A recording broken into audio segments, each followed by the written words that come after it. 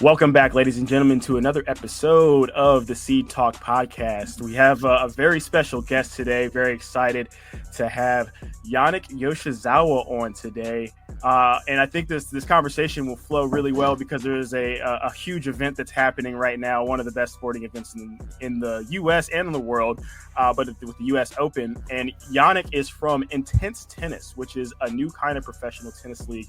It's team-based, fast-paced, built for both players and fans. It's a modern take on the sport that puts strategy, energy, and connection at the center of the experience for the fans. And so we're happy to have you on, Sterling. I see you over there. Always great to talk to you again. You got a little too much scruff this time if you're watching back or seeing the highlights.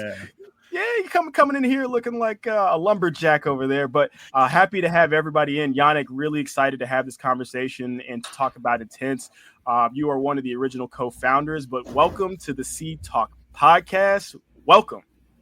Wow, thank you. You have a good speech training there of going so long without even taking a breath. So you have done that plenty of times, but appreciate you all having me. I heard also, I wasn't there, but I believe, I don't know if it was the two of you or just one of you who was present in one of our events. So I'm just very happy now that I'm on your side of the court.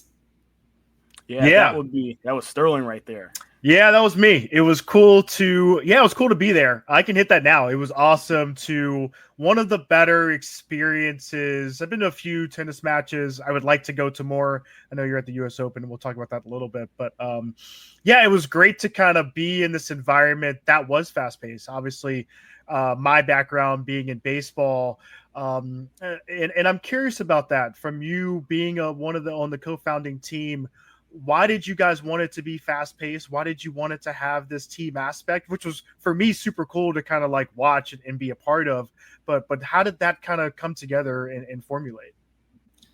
Yeah, I think for us, especially on my side of it, I come from a tennis background. I picked up a racket when I was probably 2 years old from my mom. So I grew up on the whole ecosystem from juniors to playing college, and then I didn't go pro. I played the very, very low levels of tennis, and then I went to work on the Women's Tennis Association for about 10 years of my life. So I saw a lot on that whole ecosystem. And look, I'm a huge fan of tennis, and I found, as I think you, Sterling, have seen in other sports, including baseball, that there are formats coming up to complement the sport. I think we are not here to, by any means, to compete or to demonize the traditional sport as we all grew up watching.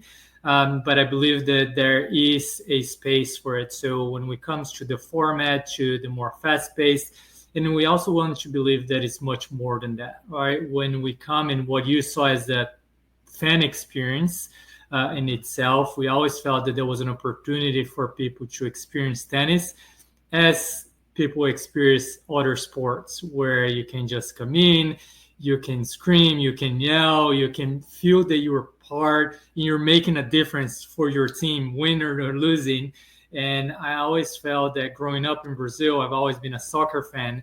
And when you're there, winning or losing, you take that win or loss too hard because you felt that you either made a difference for them to win or you didn't make a difference enough for them and you ended up losing. Mm-hmm. And I think tennis having this glamour and traditional individualism, we felt that from the fan perspective, there was a huge missing gap here for more fans to join the sport, right?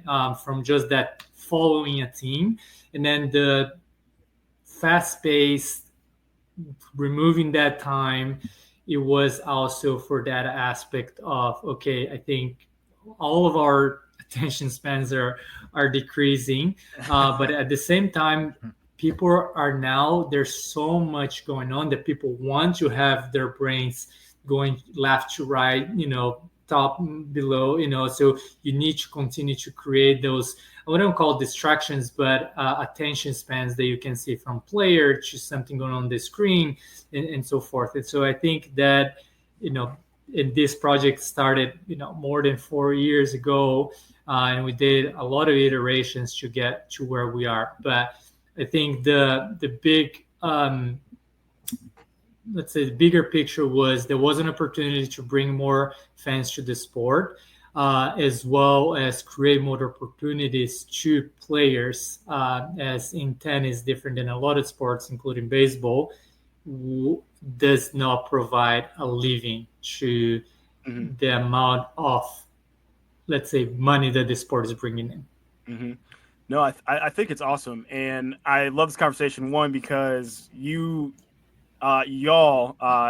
with the whole organization of Intennse, this is the first conversation we've had with a home-based Atlanta organization, because I know that you guys are out of the studios in Decatur, and that's where the arena is, and so having a conversation with somebody based in Atlanta, you guys are putting on for the city. So hopefully we do y'all right in this in this conversation, because I think it's amazing that you're bringing that product here. And I think what's cool is you guys are capitalizing in a moment where you've had, schisms in leagues from NBA. The biggest one that we can probably talk about is, you see people branching off in golf, and then now you had the TGL branch out of all of the separation and trying to hone in on that excitement and bring that aspect of teammanship to different cities like you guys have structured. So when it comes to that adjustment, and like you pointed out with pros and the singularity that you have with being in the tennis community, because it's mano y mano, and from the fans it's like, oh, I want to love Joker, I want to love Alcaraz, but how I would love to love a Joker Alcaraz team in some aspect. So how has that resonated with the tennis community as you guys have put this together? Is like, hey, you know what, just like you've seen in other leagues pop it together, we're going to be a team here and have to that format. Has it been kind of tough in reception with the intensity and that pace? How have the players looked at you guys with this opportunity? Yes, well, number one, before I get into that, I want to say thank you to the Atlanta community for receiving us. And you may know this, but Atlanta is probably the biggest tennis community in the world, with tennis players, with Alta.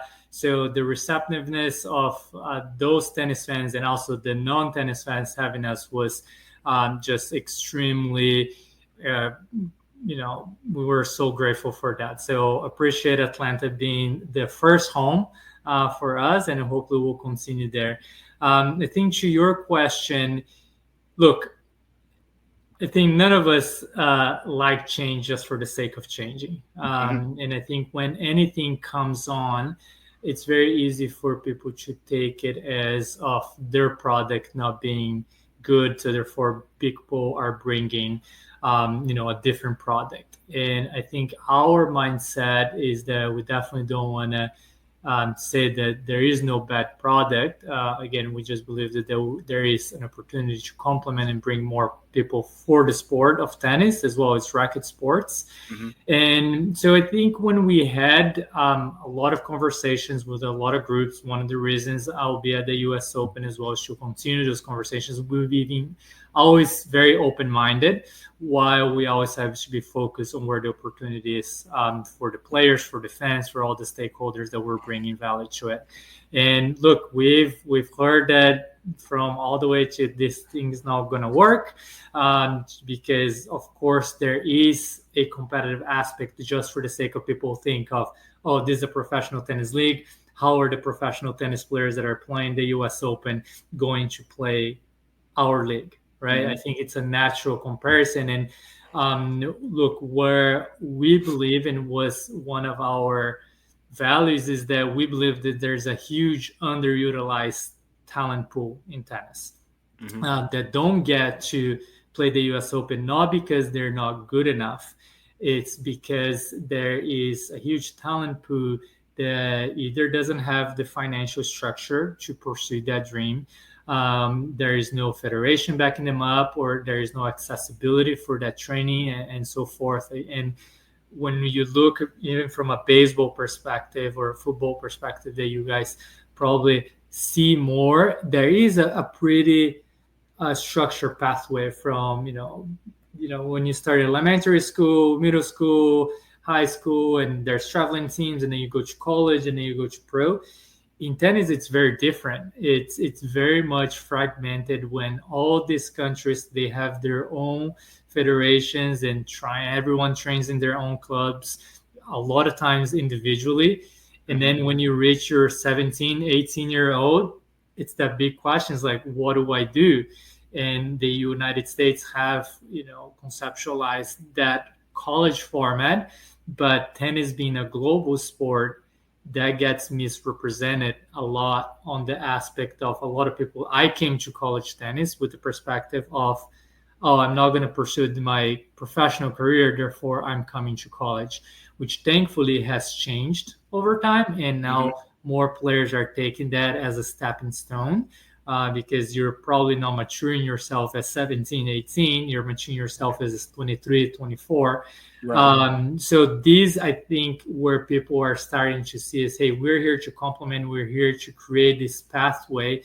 Yes, we are creating, let's say, a part of a, cherry on the cake that we want people to dream, but we also want to have this trickle down effect of creating this pathway, people seeing in Atlanta these professional players so they can dream to become a professional tennis player, versus only seeing them at the US Open in Miami, very few, where it's hard to relate to it. So I think those conversations in the industry is being open-minded, being receptive, and at the same time believing in what we're building, that it's not going to come from one day to another. Yeah, that's I mean, I think we love that. I know for my brother and I, who got close, right? We were, both of us were okay in college, and then you're like, okay, well, what's next, right? What's kind of out there for me to continue my athletic career? It's such a finite time for you to be able to do that. So how are you all? Call me okay in college? Let's just throw that out there. I don't want to. I'm sorry to interject really quick, but go ahead. You're okay. You're okay. How? But how? Don't hit me with I was serviceable in college. I mean, that's what you were. You were serviceable. But how are you looking at the recruitment, right? And to your point, this pathway for a lot of college athletes, like what's a way that a college athlete can find you all, get into what you are doing, especially as you guys look to do season 2 starting next year? How does that kind of look for someone that's like let's say they're a kid at Georgia Tech or at Kentucky, and how can they look at your league as the next stepping stone for their career? Yeah, we're doing a lot of reach out. We have a great team. We have a lot of great connections with the coaches. We even did a college coach dual match in one of our events as a side exhibition. So we invited 10 college coaches to come and experience themselves. So we had coaches from Harvard to Georgia Tech to University of Georgia. So we had a lot of those coaches so they can experience and then translate back to their athletes. And now what we're doing is it's reach out. We're planning more events in this college so they can experience. And our goal is also to actually do the first draft in tennis in history in the beginning of 2026 for our 2026 season, which we are, the goal right now is to go from one hub, which was Atlanta, to 2 hubs. Also expand from, we had 3 founding teams, we'll call, to now 8 to 10 teams in these 2 different hubs. So we are going to get to the 60 plus players. So there will be a lot of reach out, but we want to have a structure as well as an opportunity to maximize their NIL as well, right? We want these players to be able to, become their own stars. No, I think that's honestly, that was the question I was going to have. And in this new world with in college and NIL, and how you guys can be able to, play off of that and come in and work mutually beneficial with colleges and college players. So is it looking to expand the talent pool internationally as well, and have the blend. And with having the 60 players, and then as word gets out, and is there going to kind of have to be a relegation kind of aspect to playing? So if this year wasn't as good as it needed to be, I know from the team or individual aspect, with other players potentially in the wings as you guys continue to grow, will you have that incorporated into the league as well? Yes. So two answers to that question. Number one, yes, we are focusing on college tennis, while we are also focusing on players who currently cannot make a living in tennis, right? And of course, we're open. If hey, if Novak Djokovic wants to come and say, hey, I actually want to play this league, we're open for him to come, right? And enter the draft there. But I believe that that's the opportunity. And again, we want to continue to create this pathway so then it becomes a mature league. Now, as of next year, we're still going to be a summer league. We're still going to be within the June to August timeframe. Therefore, players do have the ability to play the other months. While at the same time, one of the things that we want to bring to the table that in tennis does not exist, it's a base salary per se, a base compensation. In tennis, it's all through prize money and based on performance, and which is there has never been a product that allows a player to, hey, yes, I have a base for my work, and then I still have the ability to earn more based on my performance, which is the bonus system in all the other sports. So that's what we're basically creating here, is try to create this part of creating a base salary to all players, while at the same time we're going to be in the US for this first couple of years, and creating this pathway from college as well. So I'll let you go in a second. So with the three teams, so you started off with Atlanta, Tampa, Jacksonville, all playing, and the season just concluded. Did you guys do anything after August 10th? I know, so it all finished right before really the U.S. Open kicked in. So I think that's really great, filling in, because everybody calls it the dog days of summer. So it's like where there was a jeans controversy that was like everybody's yearning for something just to talk about and then try and get on top of. So I think it's a great time frame to be within that window. So from the players' perspective, how has the pace been? Is it different, having the crowd on top of you and being able to really express yourself and emote out in the court, where it's different, where we all watched the other night, which, we're coming really the day after, but Venus and how that atmosphere is when you're in Arthur Ashe. And so it's the unwritten rules of tennis. So it changes your mindset up a little bit now that you're hearing, more noise in the background. So how has that been intaken by these players? I think all the players were incredible at adjusting, and I believe that's what professional athletes do. One, they adjust to their environment, and this is one thing that at least I believed when we were creating this atmosphere.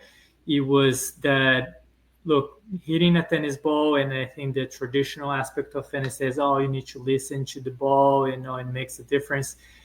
I do have a big belief as well that those distractions actually will make the athletes better. They will perform better because they do have to lock in even more than they had before.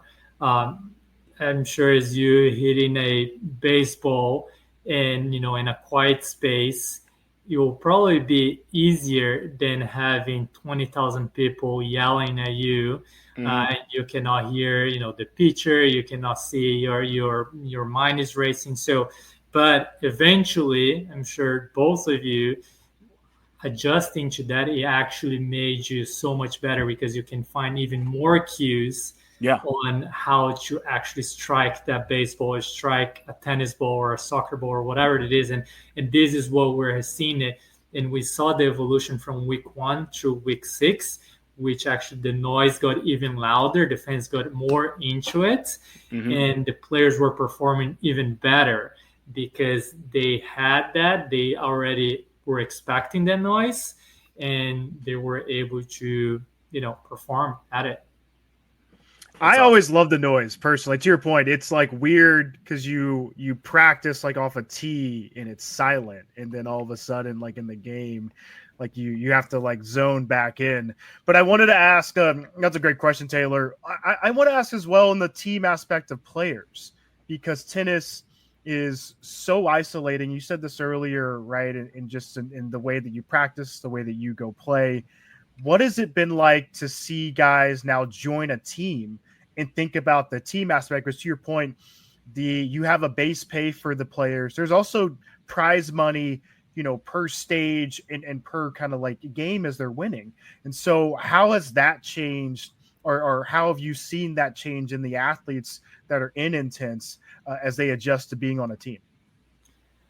Look, we actually are just in the process of gathering a lot of feedback from players that played during our season. And I would say one of the top feedbacks has been on how much they enjoyed being part of the team. This aspect of having to travel 30 to 40 weeks a year by yourself, a lot of times, especially when you're in the beginning, without a coach, without a support system, it's extremely hard in any sport for that matter. But in tennis, of course, you have to travel internationally a lot of the times. This part of not only being a part of a 6-person team plus a coach, it's not just the fact on court, but there were so much great feedback of, hey, now you're going to dinner. Hey, after a tough loss, you're not going home and sitting in a hotel and eating ice cream, and like you have a support system to actually get you back up and train more. And so it's not isolating in that matter only when you're on court there, where you saw it on the cameras on how amazing that support was. And I think even from a storytelling, and I think this is one thing that we bring it at a lot, right? It's that storytelling of these players, of these teams, and how they interact with each other.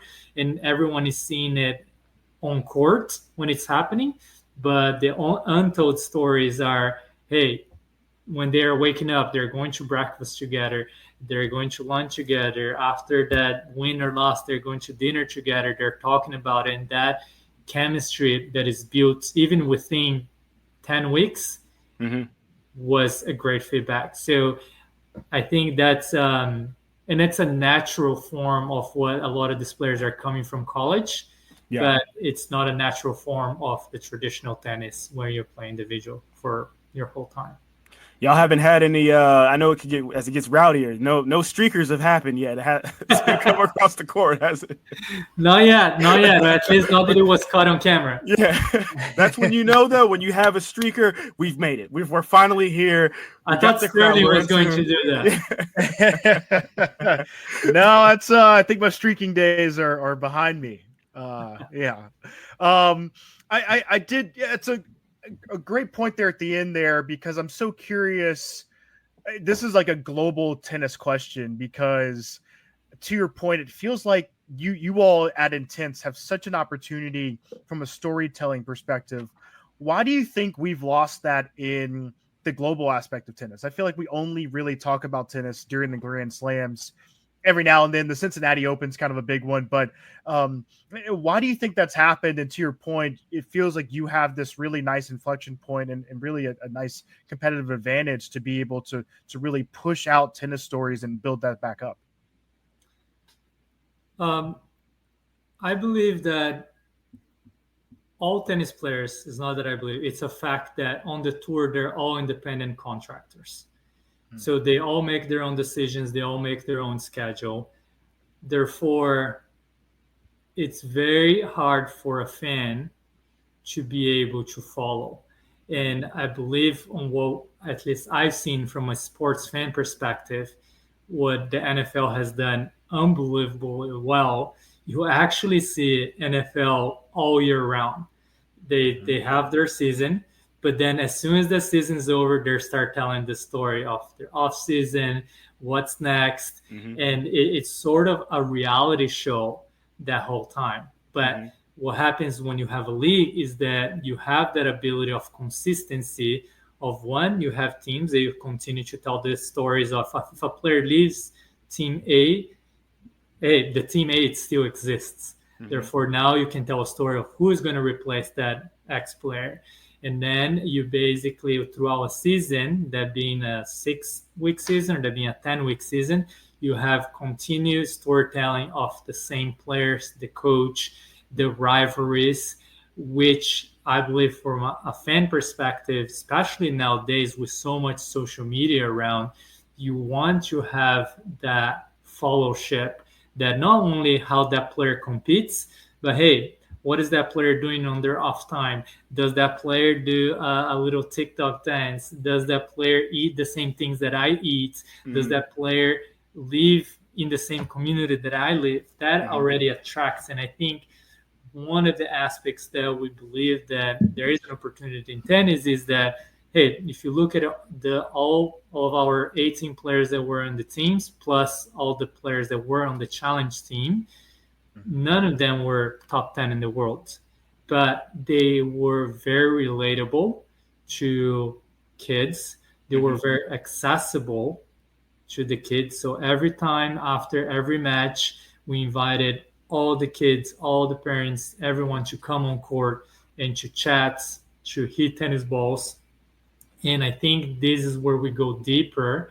And I believe that's the great opportunity is to create this grassroots aspect of it. And tennis, unfortunately, makes it hard when you're talking about global, Sterling. I mean, can you imagine a kid in Atlanta growing up as a 10-year-old? How much access, how much can I actually relate to Alcaraz? He is from Spain. He never comes to Atlanta. But if I see someone there training in Atlanta, and I can see it's possible. I can see that I can dream of becoming a tennis player because someone in my community did it. And that's what we're trying to do with more and more communities as well. So from the fan, what does this, when the fan walks in to the match, what do they expect? What will they see? Just kind of take us through the visuals there. And I think also from the pricing structure that you guys have, I think it enables fans to get for a great price, very economical. You can have great sight lines, great views, great access, which I think is amazing to be able to grow, especially starting in the ATL area. But what is that fan experience when you walk in and you're now getting your first look at Intennse? Yeah, well, number one, I think the fan experience starts before you even arrive. So how we communicate to ticket sales, to the information that you need to get before you even arrive, where you're going to park, what you're going to expect. Now you know finally on a tennis match how long the tennis match is going to take. You know when it's going to start, you know when it's going to end, so you can have plans before and after. And then upon arriving, you will see a very much outstanding branding where you can be captivated by, so we look at colors, we look at lighting, we look at soundscape on how everything can someone get in and feel that they're home and they can be who they truly are in that arena. That being if you're the loudest person in the room or if I just want to sit back and watch a great tennis match. So creating that environment that allows that person. So once you arrive, we want to make sure that you do have the best food and drink that you can have. So you feel comfortable. You have the nostalgic feeling that when you sit down to watch a tennis match, that you have that ability to not have to, do I have to get out? I'm going to miss this point. And then throughout our match in itself, we have, music that is not going to detain yourself from actually experience the points, but at the same time, it allows you to feel comfortable to speak to your friend next to you, to yell at the player that you like or dislike. You have that ability to go to the bathroom whenever you want. And that sounds silly, but if you ever have been to a tennis match, sometimes you need to go to the bathroom and you're not allowed to go. And then you want to come back to see that crucial point, and then you're not allowed to come back in. So we want fans to be liberated, to be free, to be themselves, and to do what they want at that point, right? Of course, everything with a little caveat on do whatever you want. No, I love that. Listen, millennials, if you're out there, you right now, if you're in the Atlanta area, you thought you had a ball and you couldn't afford the section for this Saturday or this Friday, and you're like, babe, I got some good plans for us. She's like, where are you gonna take us? Where are you taking us?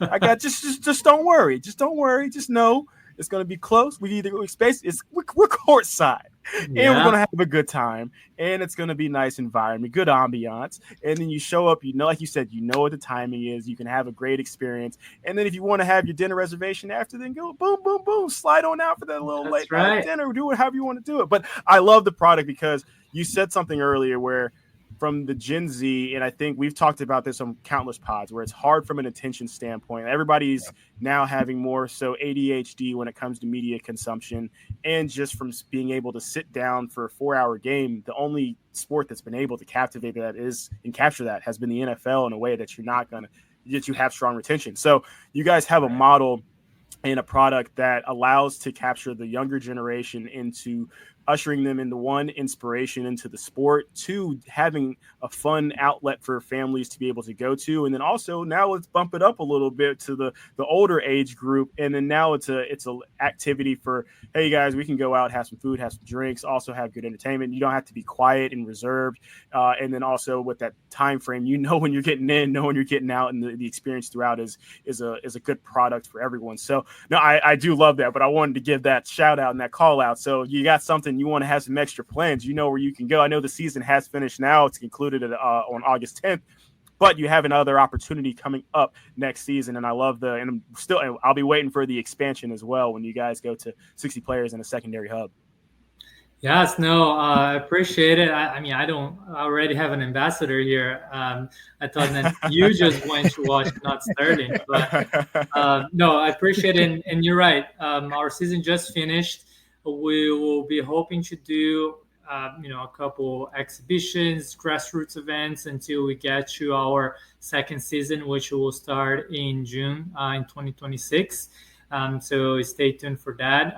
But at the same time, we want to continue to have those conversations. We want to interact. We want to even invite more organizations because, as we mentioned, yes, we're talking about the cherry on top here, which is the professional tennis players, but we want to be part of this community. We want our players, we want our coaches, we want our staff to be part and to create this atmosphere that you can learn tennis and remove, unfortunately, this stigma that it still currently exists that tennis is elite and you need to be rich. Mm-hmm. We don't believe that. We believe that it is accessible, and tennis, it's not more expensive than if you would play, pickleball, honestly. So the accessibility is there. It's just creating that environment. Right. Yeah. Well, no, this has been, Yannick, this has been amazing. Can you tell them where they can find you personally, and then also how they can find Intennse and find more about the league? Yes, well, I'll start with the league. So when we say Intennse, as you will see the play on word there, but it's Intennse with 2 N's, so INTENNSE. So a lot of people say Intennse sometimes, but it's Intennse. So you can see intennse.com. We're on Instagram, Intennse Tennis, LinkedIn, Facebook, whichever social media you use to follow, TikTok as well. And then for me, best place is go and connect with me on LinkedIn, Yannick Yoshizawa. I won't spell here. Hopefully you can see it. My name it is how it sounds like it. So yeah, yeah, it is. Yeah. I'm looking forward. Again, please connect and let's continue to evolve the experience for everyone. Thank you. Yeah. It was a pleasure. Yeah, it was. Yeah, thank you so much for doing this and being a part of this. And thanks so much to the Profluence guys for putting us together and getting you on the podcast here. And so, and we can't wait for our listeners to hear. So thank you so much. Thank you all, and appreciate everything that you all are doing, not only for us, of course, but just for the sports industry in itself. Thank you.